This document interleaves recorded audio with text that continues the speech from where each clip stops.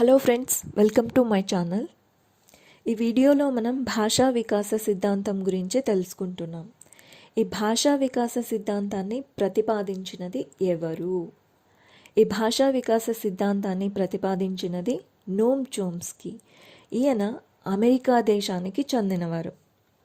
ఎవరు ప్రతిపాదించారు? చోమ్స్కీ. ఈయన ఏ దేశానికి చెందినవారు? అమెరికా దేశానికి చెందినవారు. ఈయన పెన్సిల్వేనియా విశ్వవిద్యాలయంలోని ఆధునిక భాషా బోధనలపై పరిశోధనలు చేశారు. ఏ విశ్వవిద్యాలయంలో? పెన్సిల్వేనియా విశ్వవిద్యాలయంలో ఆధునిక భాషా బోధనపై పరిశోధనలు చేశారు. అందుకే ఈయనను ఫాదర్ ఆఫ్ మోడర్న్ లింగ్విస్టిక్స్ అని పిలుస్తారు. అని కూడా పిలుస్తారు. ఈయనను అలాగే ప్రముఖ భాషా శాస్త్రవేత్త, తత్వవేత్త, తర్కవేత్త మరియు సంజ్ఞానాత్మక శాస్త్రవేత్త అని కూడా పిలుస్తారు.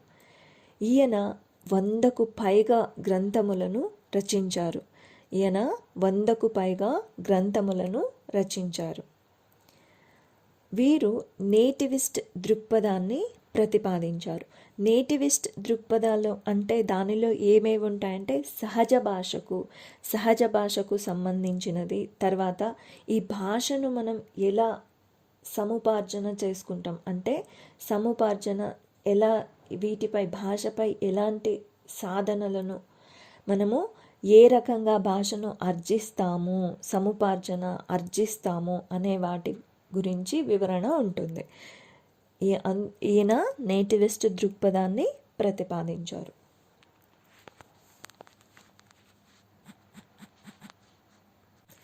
ఈ సిద్ధాంతం ప్రతిపాదించడానికి గల ముఖ్య కారణం ఏంటి? ఈ సిద్ధాంతం ఎలా ప్రతిపాదించబడింది? అసలు శిశువు పుట్టిన తర్వాత భాష నేర్చుకుంటాడా, లేకపోతే భాష నేర్చుకునే శక్తితోనే పుడతాడా అనే సమస్యకు పరిష్కారాన్ని సూచించే క్రమంలో ఏ సమస్యలవి? శిశువు పుట్టిన తర్వాత భాష నేర్చుకుంటాడా, భాష నేర్చుకునే శక్తితోనే శిశువు పుడతాడా అనే సమస్యకు పరిష్కారాన్ని సూచించే మార్గంలోనే ఈ సిద్ధాంతం ఏర్పడింది.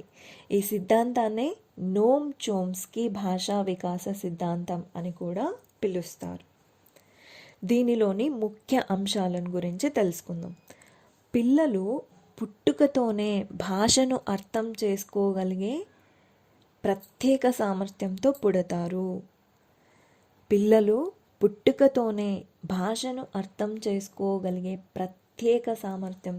పుడతారు. అంటే పుట్టిన తర్వాత భాష నేర్చుకోడంట. ఆయన పుట్టుకతోనే భాషను అర్థం చేసుకోగలిగే ప్రత్యేక సామర్థ్యాన్ని కలిగే పుడతారంట. పుట్టుకతోనే భాషను అర్థం చేసుకోగలిగే ప్రత్యేక సామర్థ్యంతోనే పుడతారు అని సిద్ధాంతం చెప్తుంది. మనం ముందే చెప్పుకున్నాం, శిశువు పుట్టిన తర్వాత భాష నేర్చుకుంటాడా, భాష నేర్చుకునే శక్తితోనే పుడతాడా అని 2 క్వశ్చన్లు వేసుకున్నాం కదా. ఇక్కడ పిల్లలు పుట్టుకతోనే భాషను అర్థం చేసుకోగలిగే ప్రత్యేక సామర్థ్యంతో పుడతారు అని చెప్తారు. అంటే ఈ సిద్ధాంతం ప్రకారం పిల్లలు భాషలకు సంబంధించిన కొన్ని నిర్మాణాలను అర్థం చేసుకోగలిగే సామర్థ్యాలు పుట్టుకతోనే ఆర్జించుకొని ఉంటారు అని సిద్ధాంతం చెప్తుంది.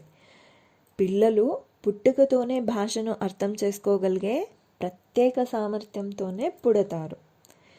అంటే దీని ప్రకారం పిల్లలు భాషలకు సంబంధించిన కొన్ని నిర్మాణాలు ఉంటాయి కదా, వాటిని అర్థం చేసుకోవడానికి కొన్ని సామర్థ్యాలు కావాలి. ఆ సామర్థ్యాలన్నీ పుట్టుకతోనే ఆర్జించుకొని ఉంటారు అని సిద్ధాంతం చెప్తుంది. దీని ద్వారానే భాష నేర్చుకుంటారు. ఎలా నేర్చుకుంటారు? పుట్టుకతోనే భాషను అర్థం చేసుకోగలిగే ప్రత్యేక సామర్థ్యాన్ని కలిగి ఉంటారు.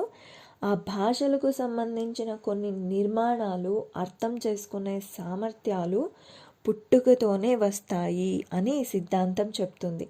ఇలా రావడాన్ని, ఈ విధంగా భాష నేర్చుకోవడాన్ని గవర్నమెంట్ బైండింగ్ సిద్ధాంతం అని అంటారు. అందుకోసమే దీన్ని భాషా వికాస సిద్ధాంతము మరియు నోమ్ చోమ్స్కీ భాషా వికాస సిద్ధాంతము లేదా గవర్నమెంట్ బైండింగ్ సిద్ధాంతం అని కూడా పిలుస్తారు. ఈ సిద్ధాంతం ప్రకారం శిశువులు భాషను నేర్చుకోరు, నేర్పిస్తే భాష రాదు, గ్రహిస్తారు. ఎవరైనా మాట్లాడితే ఎలా మాట్లాడుతున్నారు అనేసి గ్రహిస్తారు లేదా అర్జిస్తారు. భాష నేర్పితే రాదు, గ్రహిస్తారు లేదా అర్జిస్తారు అని ఈ సిద్ధాంతం చెప్తుంది. ఈ గ్రహించే శక్తి కూడా లేదా ఈ అర్జించే శక్తి కూడా పిల్లలకు ఎలా వస్తుంది అని సిద్ధాంతం చెప్తుందంటే పుట్టుకతోనే వస్తుంది. ఎవరో నేర్పితే భాష వచ్చేది కాదు. ఈ భాష అనేది గ్రహిస్తే, అర్జిస్తే వస్తుంది అని ఈ సిద్ధాంతం చెప్తుంది. ప్రతి వ్యక్తిలోనూ వ్యాకరణ సూత్రాలను అర్థం చేసుకునే వ్యవస్థ. మనం ఏ భాష నేర్చుకోవాలన్నా సరే కొన్ని దానిలో వ్యాకరణ అంశాలు ఉంటాయి. ఆ వ్యాకరణ అంశాలకి సంబంధించిన సూత్రాలను అర్థం చేసుకునే వ్యవస్థ మెదడులో పుట్టుకతోనే ఉంటుందంట. ప్రతి వ్యక్తిలోనూ వ్యాకరణ సూత్రాలను అర్థం చేసుకునే వ్యవస్థ మెదడులో పుట్టుకతోనే ఉంటుంది అని ఈ సిద్ధాంతం చెప్తుంది. దీనినే ఇలాగా వ్యాకరణ సూత్రాలను అర్థం చేసుకునే వ్యవస్థ మెదడులోనే పుట్టుకతోనే ఉంటుంది అని అంటున్నాం కదా, దీనినే సార్వత్రిక వ్యాకరణం అని అంటారు. అంటే ప్రతి వ్యక్తిలో వ్యాకరణ సూత్రాలను అర్థం చేసుకునే సామర్థ్యము, ఆ వ్యవస్థ మన మెదడులో పుట్టుకతోనే ఉంటుంది. దీనినే సార్వత్రిక వ్యాకరణం అంటారు. ఈ చోమ్స్కీ ప్రకారం మానవ భాషలన్నీ ఉమ్మడి భాషా నిర్మాణం ఆధారంగా చేసుకునే రూపొందాయి అని ఈయన వివరించడం జరిగింది. మానవ భాషలన్నీ ఎలా ఏర్పడ్డాయి, ఎలా రూపొందాయి అంటే ఉమ్మడి భాషా నిర్మాణం ఆధారంగా చేసుకునే రూపొందాయి అని అన్నారు. మెదడుకు సంబంధించి ఎడమ మస్తిష్కార్త గోళంలో బ్రోకా అనే ప్రాంతం భాషోత్పత్తి విధిని నిర్వహిస్తుంది. మన మెదడుకు సంబంధించి ఎక్కడ ఎడమ మస్తిష్కార్త గోళంలో బ్రోకా అనే ప్రాంతం, ఏ ప్రాంతం మెదడుకు సంబంధించి అది ఎక్కడుంటుంది, ఎడమ మస్తిష్కార్త గోళంలో బ్రోకా అనే ప్రాంతం భాషోత్పత్తి విధిని నిర్వహిస్తుంది అని చెప్తుంది. ఎల్ఏడి ద్వారా 4 సంవత్సరాల వయస్సు వచ్చేసరికి భాషలోని నియమ నిబంధనలన్నీ చాలా వరకు అర్థం చేసుకుంటారు అని ఈ సిద్ధాంతం చెప్తుంది. ఎల్ఏడి అంటే ఏంటి? ఎల్ఏడి ద్వారా 4 సంవత్సరాల వయస్సు వచ్చేసరికి భాషలోని నియమ నిబంధనలన్నీ చాలా వరకు అర్థం చేసుకుంటాడు అని ఈ సిద్ధాంతం చెప్తుంది. ఎల్ఏడి అంటే ఏంటి? లాంగ్వేజ్ అక్విజియేషన్ డివైస్ అని అర్థం. ఎల్ఏడి అంటే లాంగ్వేజ్ అక్విజియేషన్ డివైస్. ఎల్ఏడి అంటే 4 సంవత్సరాల వయస్సు వచ్చేసరికి ఆ శిశువు భాషలోని నియమ నిబంధనలన్నీ చాలా వరకు అర్థం చేసుకుంటాడు అని చెప్తుంది. సాంప్రదాయక భాషా సిద్ధాంతాల ప్రకారం భాష నేర్పడుతుంది. సాంప్రదాయక భాషా సిద్ధాంతాలన్నీ ఎలా చెప్తుంది? భాష అనేది నేర్పించబడుతుంది, నేర్పితే రాదు అని సాంప్రదాయక భాషా సిద్ధాంతాలు చెబుతాయి.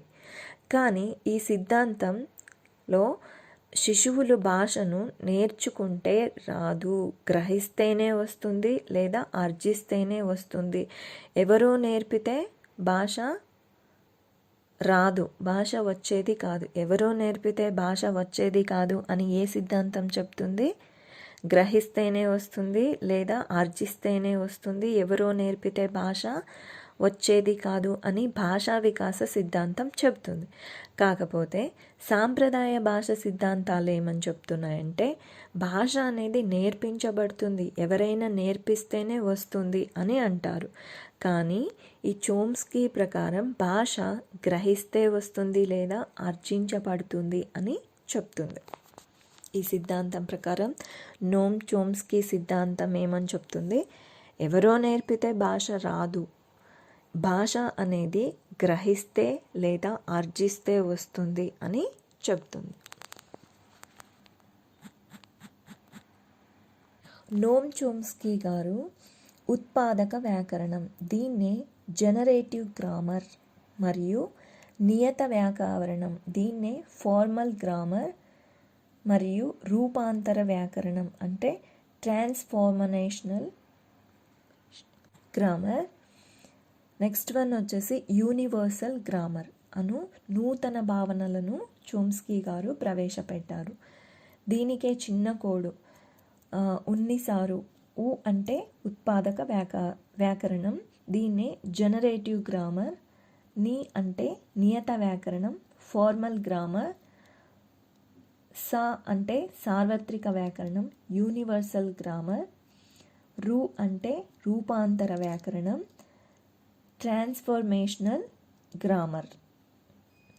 ఇవి 4 నూతన అనే భావనల చోమ్స్కీ గారు ప్రవేశపెట్టారు. చోమ్స్కీ సిద్ధాంతానికి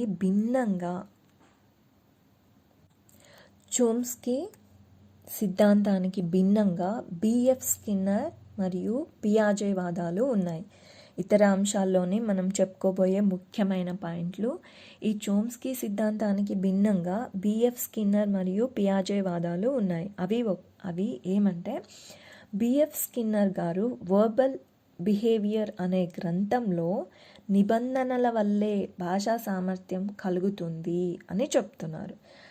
పియాజే గారు పరిసరాలతో అంతర్చర్యల వలన భాష నేర్చుకోవడం జరుగుతుందని చెప్తున్నాడు. కానీ చోమ్స్కీ ప్రకారం భాష అనేది ఆర్జించే ప్రక్రియే కానీ అభ్యసించే ప్రక్రియ కాదు అని చెప్తున్నారు. స్కిన్నర్ గారు వర్బల్ బిహేవియర్ అనే గ్రంథంలో నిబంధనల వల్లే భాషా సామర్థ్యం కలుగుతుందని చెప్తే, పియాజే గారు పరిసరాలతో అంతఃచర్యం వలన భాష నేర్చుకోవడం జరుగుతుందని తెలిపితే, కానీ ఈ చోమ్స్కీ ప్రకారం భాష అనేది ఆర్జించే ప్రక్రియ కానీ అభ్యసించే ప్రక్రియ కాదు. ఎందుకు ఆర్జించే ప్రక్రియ, ఎందుకు అభ్యసించే ప్రక్రియ కాదు అనంటే, ఈయన చెప్పారు కదా, పిల్లలు పుట్టుకతోనే భాషను అర్థం చేసుకోగలిగే ప్రత్యేక సామర్థ్యంతో పుడతారు అని చెప్పారు. అందుకోసమే ఇది భాష అనేది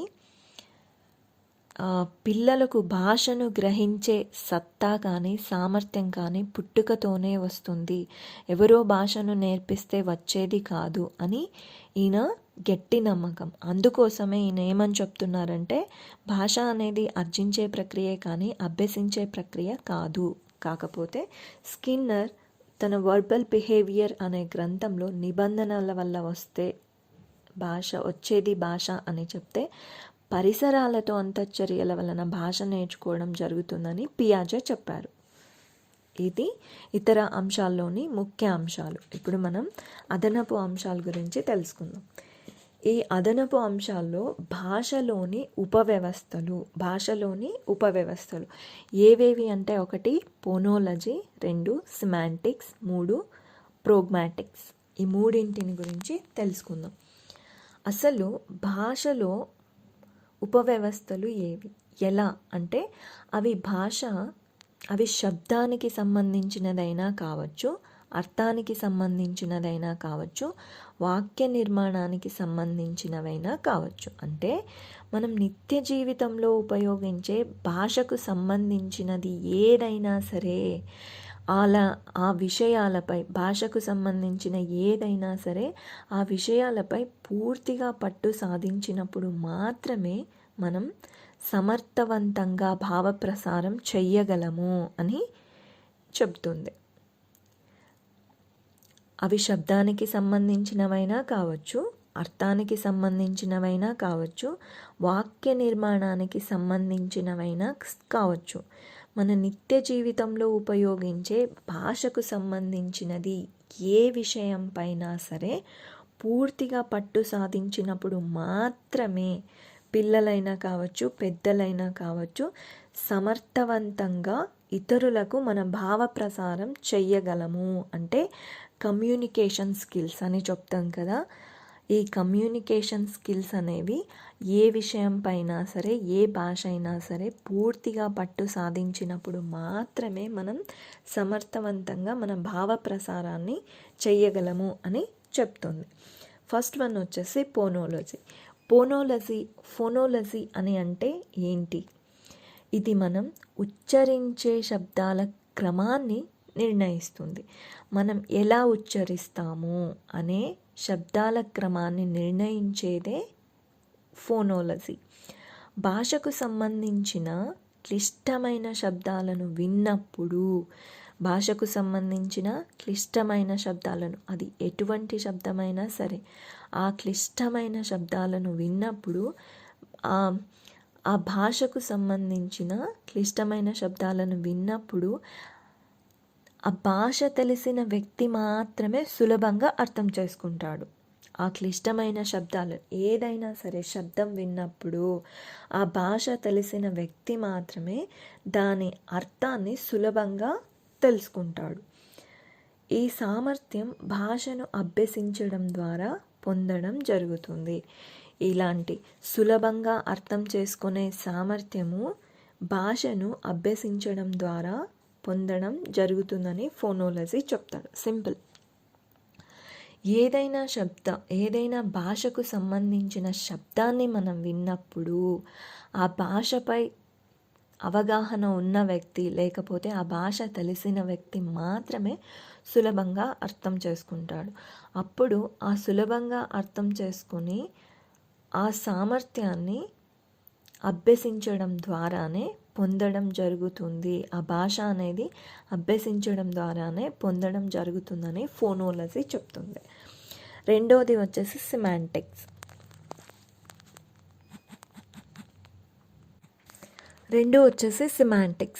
సిమాంటిక్స్ అంటే పదాల అర్థాలను అధ్యయనం చేయడం, పదాలు లేదా పదాల సమాఖ్యను ఉపయోగించి భాషను వ్యక్తపరచడమే సిమాంటిక్స్ అని పిలుస్తారు.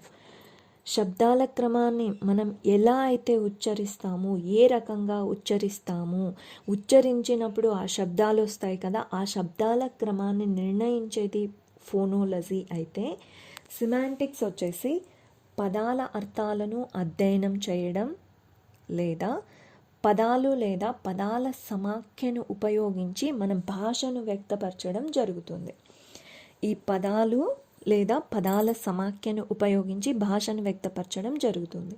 అంటే పిల్లలు మొదటగా ఒక పదాన్ని ఉపయోగించినప్పుడు ఆ పదం అర్థం పెద్దలు అదే పదాన్ని ఉపయోగించినప్పుడు దాని అర్థానికి సంబంధం ఉండదు. అందుకోసమే చాలా పుస్తకాల్లో చిన్న పిల్లలుగా ఉన్నప్పుడు వేల పదాల అర్థాలను అభ్యసించడం జరుగుతుంది. అందుకోసమే